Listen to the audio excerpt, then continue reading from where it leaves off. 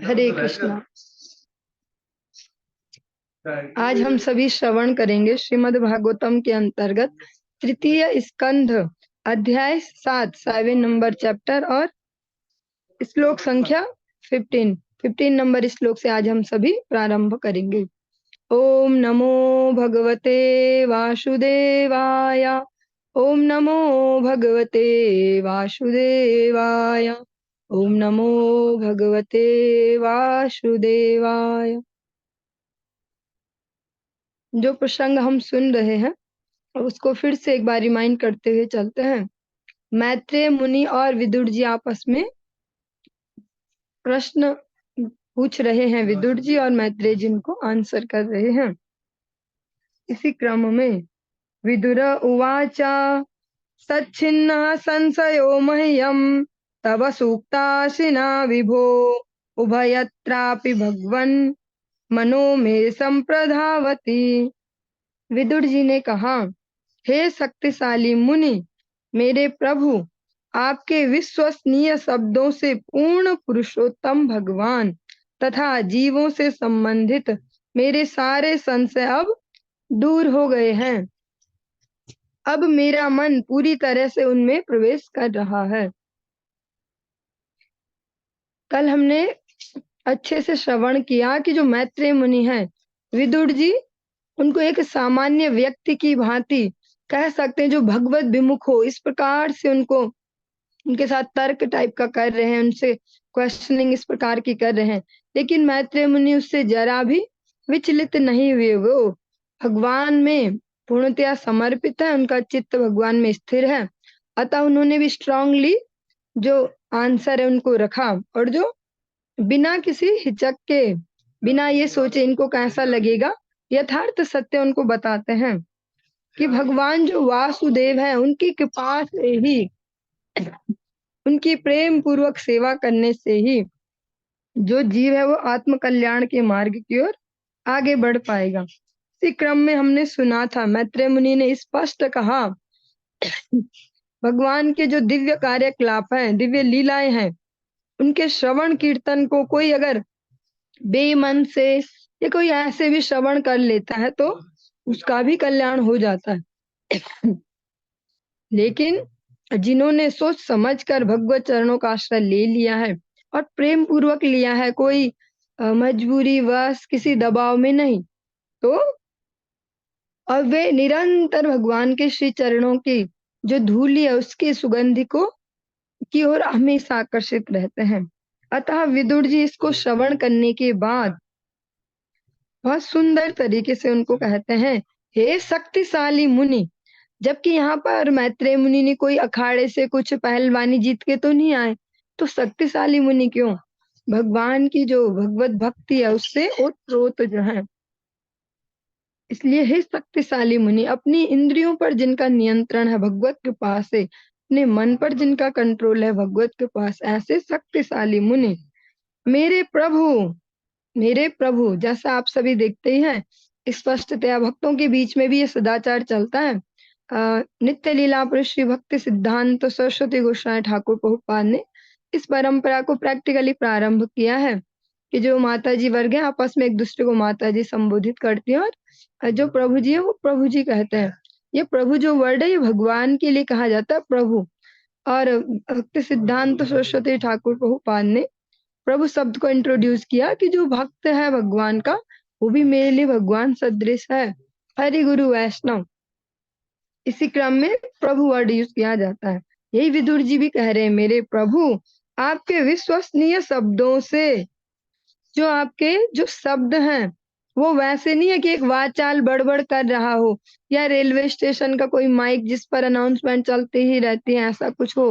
आपके जो शब्द हैं पूर्णतः विश्वसनीय हैं, वो यथार्थ हैं। पूर्ण पुरुषोत्तम भगवान तथा जीवों से संबंधित मेरे संशय अब दूर हो गए हैं।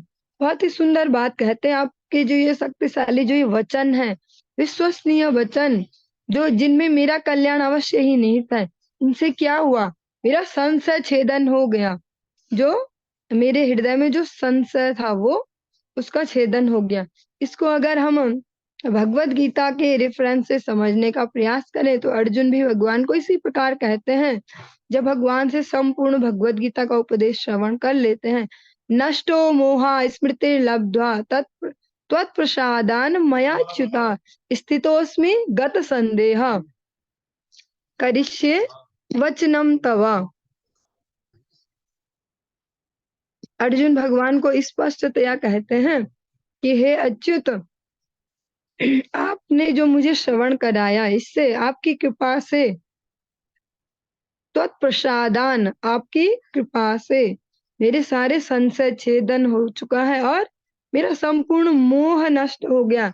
अर्जुन स्पष्ट कहते हैं, स्थितोस्मि गत संदेह, जो अभी यहाँ पर विदुर जी कह रहे हैं, मेरा संदेह दूर हो गया।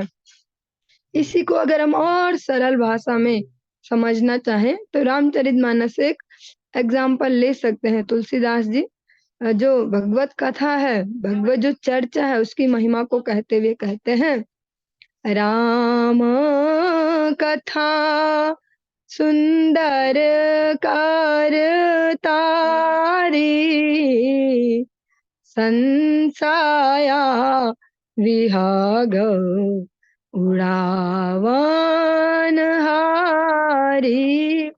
जो भगवान की अमृतमयी कथा है, भक्तों के मुख से जब वो सुनी जाती है, समस्त जो संशय रूपी जो पक्षी हमारे मन में बैठे हैं, ऐसे संशय विहग उड़ावन, सारे संशय दूर हो जाते, सारे संदेह मिट जाते हैं।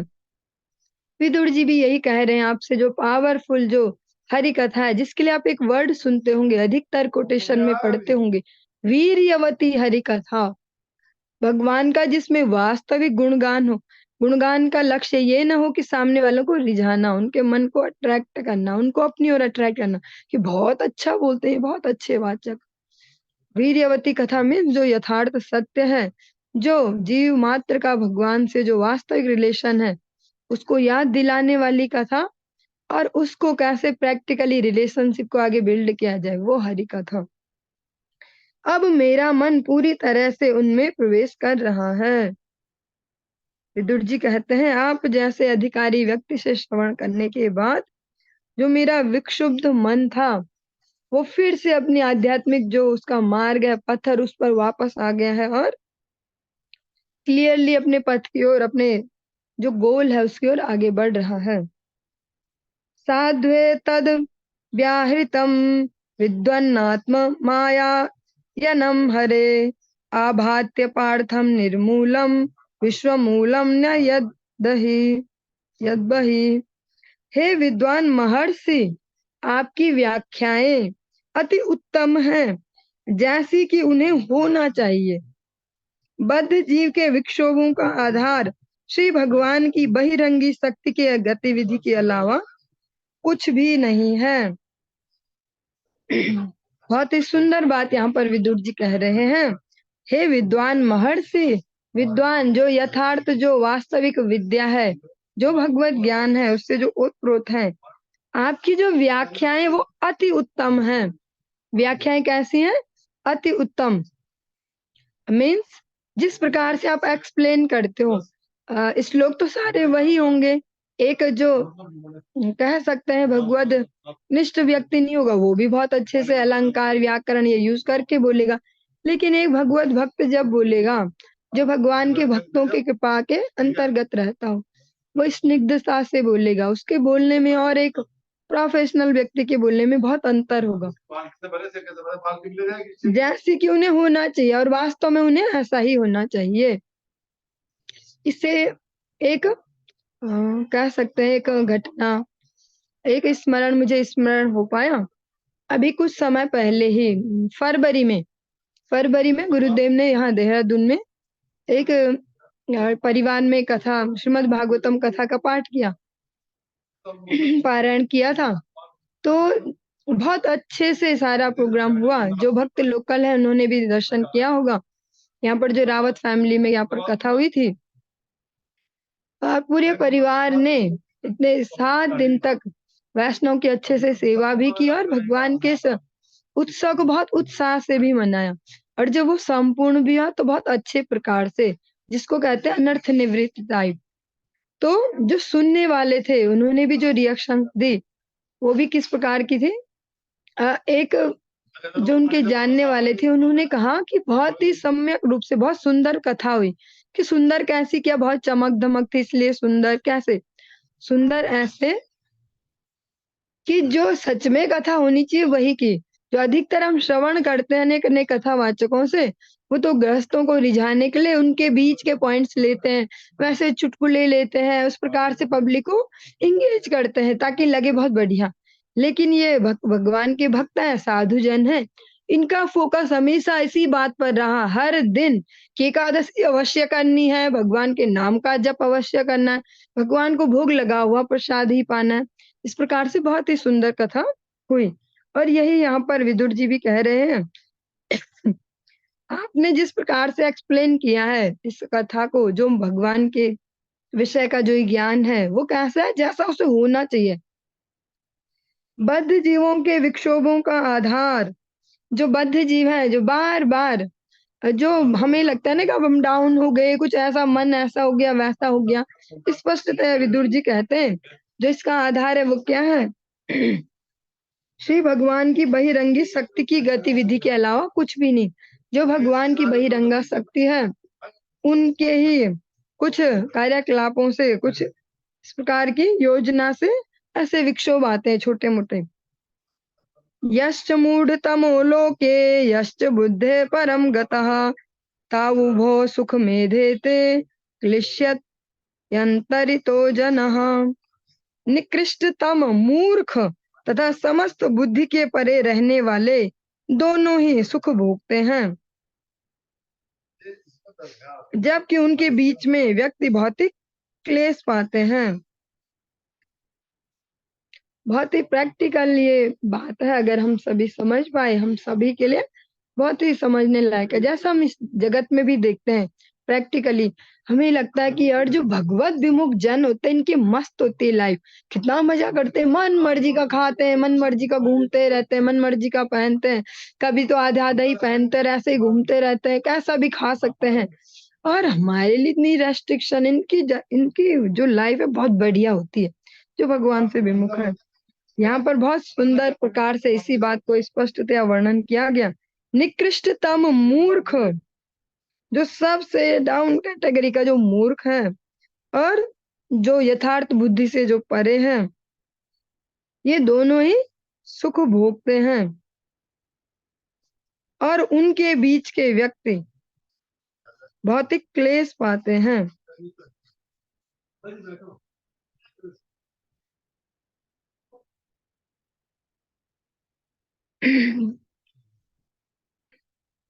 जो इसमें दो प्रकार के जीवों की कैटेगरी दी गई है। दो प्रकार के, एक सबसे डाउन और एक सबसे अपर क्लास। सबसे डाउन वाले हैं जो बिल्कुल ही पापी जीव, जिनको बोल सकते हैं निकृष्ट मूर्ख, वे भी सुख से रहता है ऐसे, उनका भी अपने जो जो भी लाइफ स्टाइल है उसमें बस वो सुखी है। एक इसमें जो दूसरा वर्ग दिया गया, समस्त बुद्धि के परे रहने वाले अन्य श्रेणी के लोग जो मुक्त हैं और बुद्धि से ऊपर दिव्य पद पर स्थित है, वे वास्तविक सुखी है, जिनको परमहंस कहते हैं, जो भगवत भक्ति में स्थिर है। लेकिन बीच के लोगों की जो कैटेगरी है, जिनको कहते हैं ना माया मिली न राम, न इधर के न उधर के, वे हमेशा क्लेशों में, भौतिक क्लेशों में, हमेशा वो भौतिक क्लेश ही अनुभव करते रहेंगे। और उनके लिए बहुत अच्छा यहाँ पर एक वेदांत सूत्र दिया गया था, तो ब्रह्म जिज्ञासा। अब मनुष्य को ब्रह्म के विषय में जिज्ञासा करनी चाहिए। जो बिल्कुल ही मूर्ख कैटेगरी है उन पर भी भगवान के भक्त कभी न कभी कृपा कर ही देंगे, और जो फिर इन सब से ऊपर के हैं उन पर तो भगवान कृपा है ही। लेकिन जो बीच की कैटेगरी है, जो अधिकतम परसेंटेज है इस जगत में, अधिकतम, वो कैसे हैं, उन्हें उन्हें कोई समझा नहीं पाएगा इजीली, क्योंकि वो समझते, हम तो, हमें तो आता है, हम तो समझ सकते हैं। लेकिन उनके लिए ही कहा जा रहा है जो बीच की कैटेगरी है, जो परमहंसों तथा उन मूर्खों के बीच के हैं, जिन्होंने इंद्रिय तृप्ति वाले जीवन के बीच में आत्म साक्षात्कार के प्रश्न को भुला दिया।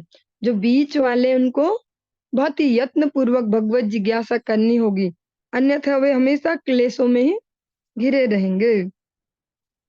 अर्थाभावं विनिश्चित्य प्रतीतश्चापि श्यापिनात्मनः तां चापि युष्मच्चरण सेवयाहं पुराणुदे। किंतु हे महोदय, मैं आपका कृतज्ञ हूँ, ये विदुर जी कह रहे मैत्रेय मुनि को, क्योंकि अब मैं समझ सकता हूँ कि यह भौतिक जगत सार रहित है।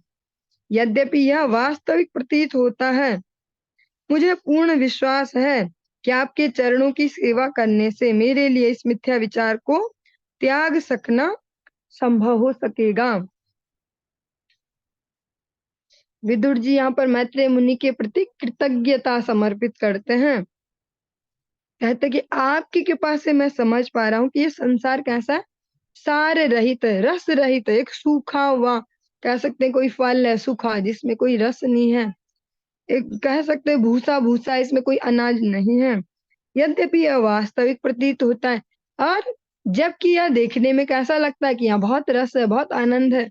जब भी हम बाहर की ओर अवलोकन करते हैं, किसी भी अन्य के जीवन को देखते हैं, हमें लगता है इसकी सही है लाइफ है, हमारी ऐसी है, बस हमारे में कुछ गड़बड़ है, शायद कुछ ठीक करने पे सब ठीक हो सकता होगा, ऐसा ऐसा हम कारण ढूंढते हैं।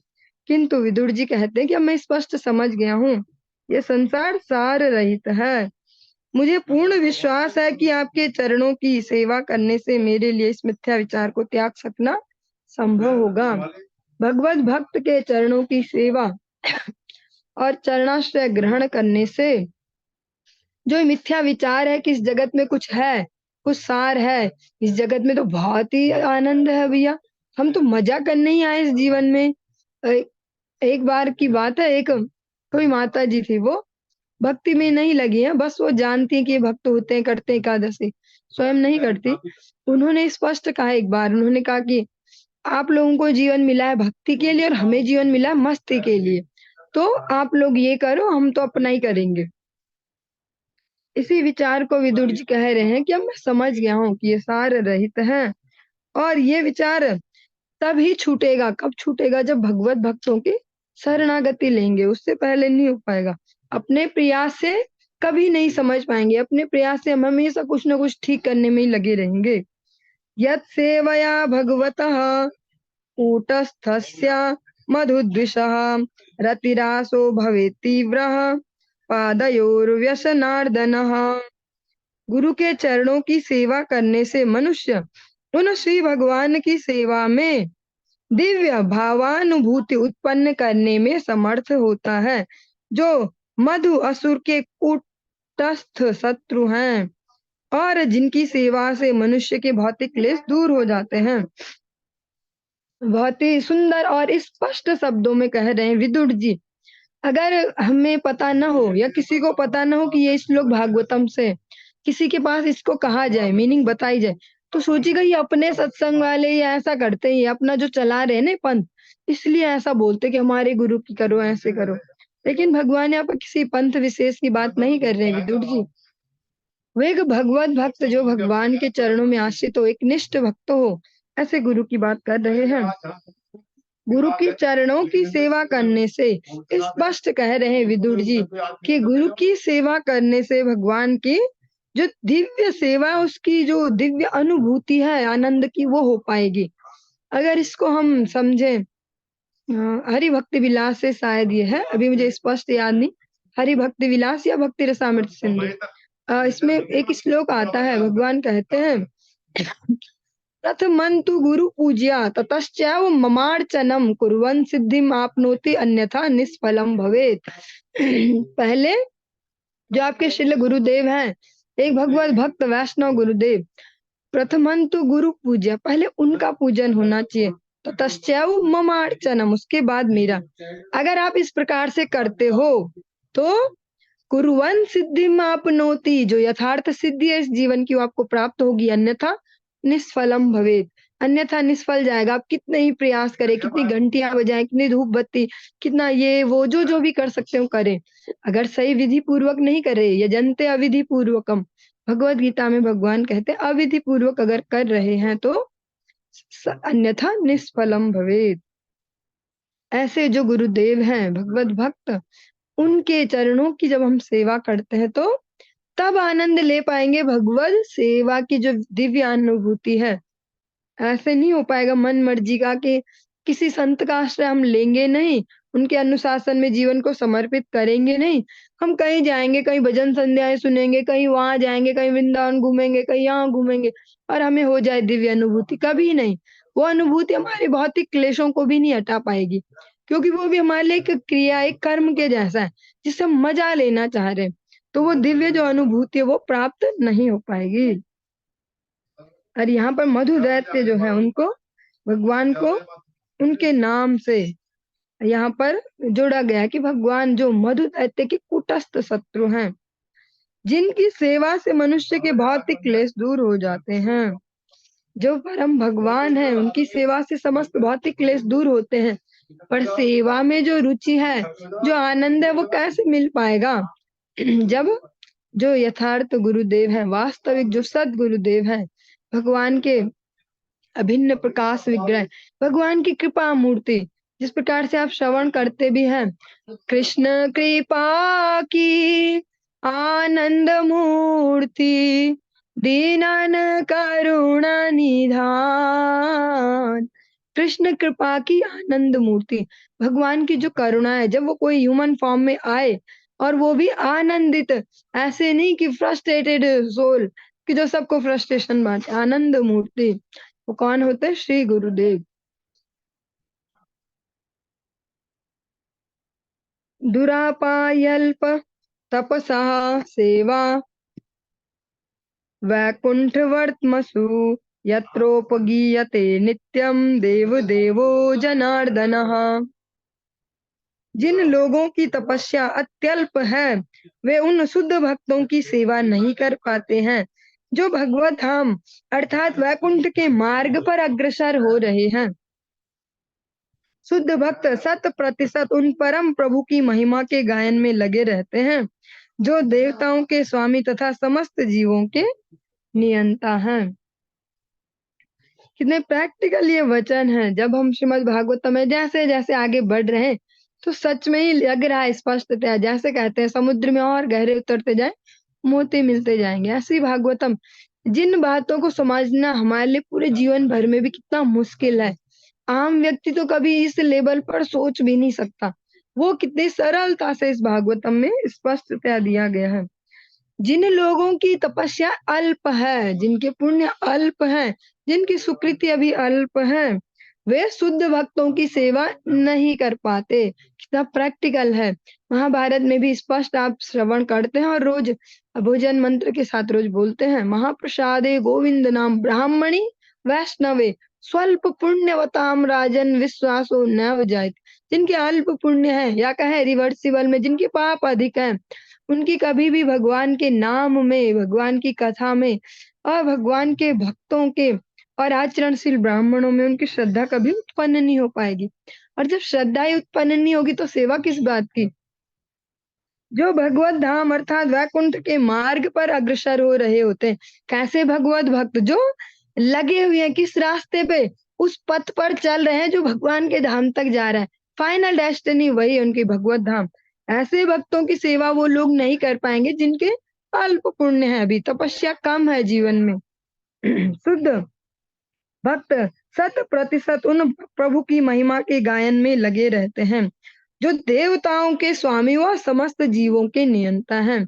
जो भगवान के शुद्ध भक्त हैं, जिस प्रकार से हम अपने आचार्य वर्ग को, गुरु वर्ग को, समस्त गुरु परंपरा को देखते हैं, जो भगवान के शुद्ध भक्त हैं, जो समस्त देवताओं के भी स्वामी हैं, जिन देवताओं को हम समझते बहुत ही पावरफुल होते हैं, किसी भी देवता से भी पंगा मत लो, ये बहुत पावरफुल है और ये सत्य भी है। लेकिन वो पावरफुल कैसे? भगवान की कृपा से, ये भी याद रखना होगा। ये नहीं कि भैया डीएम का चपरासी बड़ा पावरफुल होता है वही अंदर भेजता है तो बस चपरासी की हम उसमें लग गए अब जी हुजूरी में। डीएम के भी तो वहां पर रिस्पेक्ट है, डीएम की कृपा से ही तो इतना पावरफुल है, तो ये समझना होगा। और समस्त जीवों के नियंता है, जो सुप्रीम कंट्रोलर है, ऐसे प्रभु, ऐसे भगवान। जो भगवान के शुद्ध भक्त है वह ऐसे भगवान की महिमा गायन में 100% लगे होते हैं। इस प्रकार से अगर हम प्रैक्टिकली अपने आसपास ऐसा एग्जाम्पल ढूंढना चाहें तो हम श्री गुरुदेव के आचरण में, उनके जीवन में देख सकते हैं। जब से भी जो कोई भी उनको जिस भी एज ग्रुप से, जिस भी समय से जानता होगा, सब उनको प्रैक्टिकली देख पाते होंगे। एक क्षण भी वो बिना हरि कथा के नहीं रहते। या तो जो उनको आसन दिया गया है व्यासासन, वहां से भगवत कथा की वर्षा करेंगे। किसी नॉर्मल व्यक्ति से नॉर्मली भी बैठे किसी के पास, उसको भी कुछ ना कुछ हरि कथा सुनाएंगे। यही यहाँ पर विदुर जी कह रहे हैं। जो भगवान के शुद्ध भक्त है, निरंतर बस भगवान के जो महिमा गायन है उसमें ही हमेशा नियुक्त रहते हैं। शिष्ट शिष्ट्वाग्रे महदादीनि सविकाराण्य नुक्रमातेभ्यो विराजमुद्धृत्य तमनुप्राशि प्राविशद्विभु। संपूर्ण भौतिक शक्ति